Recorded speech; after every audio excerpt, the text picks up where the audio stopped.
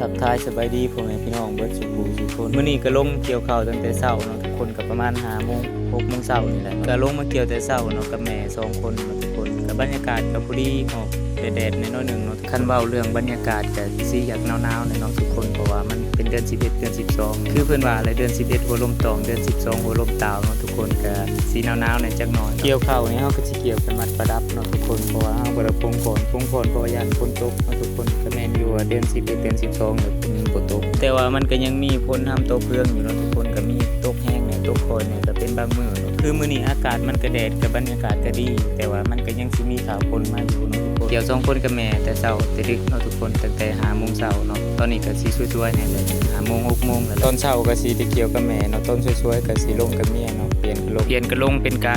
เนาะเพราะว่าคนบ่หลายเพราะว่าคน3 คนก็เลยยากแน่แล้วก็เลยบัดเปลี่ยนกันลงจังซี่แหละบางคนก็สิปงโพนแต่ว่าสำหรับข้อยนี่เฮ็ดมัดประดับเนาะทุกคนมัดประดับมื้อตรงเวลาคนมันจังคนสบายหลายๆคนก็สิเฮ็ดประดับคือกันนั่นแหละเพราะว่าช่วงนี้มันเป็นหน้าฝนนี่เนาะทุกคนหลังจากนี้ก็เป็นการสำเร็จอันเสร็จสิ้นเนาะตอนนี้เฮาก็สิขึ้นกินข้าวเช้าเนาะทุกคนเนาะจังไดก็อย่าลืมกดติดตามกันให้เด้อ